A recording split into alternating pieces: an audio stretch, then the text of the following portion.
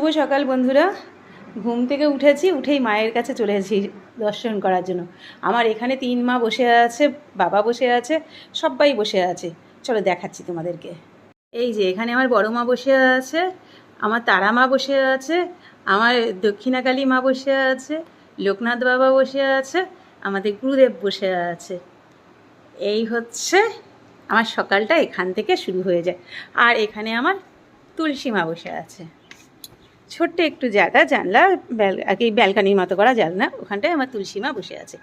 একটা না, দুটো তুলসী মা আছে, এপাশে আর একটা আছে, দুটো আছে। তোমরা সবাই ভালো থেকো, ভগবানের কাছে বলো যেন আমরাও ভালো থাকতে পারি। মেয়ের তো টিফিন বানিয়ে দিয়েছি, মেয়ে এখন কলেজ তো নেই, ও সরি পড়তে যাচ্ছে টিফিন নিয়ে। ছাতা নিয়েছিস? ছাতা নিয়ে নেয়। কাঁটা চামচ ও আজকে তোকে একটা এরকম টিফিন বাটি কিনে দিতে হবে, দাঁড়া বড় দেখে একটা কিনে দেবো। হ্যাঁ টাটা, সাবধানে যাবি, বৃষ্টিতে ভিজবি না কিন্তু, বৃষ্টি আসলে, ঠিক আছে?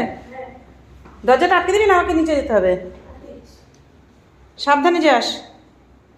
না চল আমি যাই।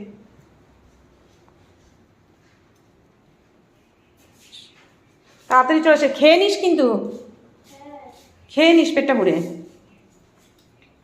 এই এখন যাচ্ছে, সে কখন আসবে তার ঠিক নেই। আমি তো আগেই বলেছি আমরা নদিয়াতে থাকি, কিন্তু মেয়ে তো কলকাতাতে আর কি পড়তে যায়। আমাদের এখান থেকে ও যে পড়তে যাবে ওর লাগবে 2 ঘন্টা, 2 থেকে আড়াই ঘন্টা। যেতে 2 থেকে আড়াই ঘন্টা, আসতে 2 থেকে আড়াই ঘন্টা। পড়তে অনেকটা সময় চলে যায় ওর পড়তে যাওয়া আসা নিয়ে, কিন্তু কিছু করার নেই, পড়াশোনা তো করতে হবে। বড় ছেলেটাও এরকম করেই পড়াশোনা করেছে। এখন যাই হোক, ভগবানের আশীর্বাদে, তোমাদের সবার আশীর্বাদে সব কিছুতে একটা কিছু করছে, ভালো জায়গায় আছে। এবার চাই মেয়েটাও কিছু করুক, আশীর্বাদ করো।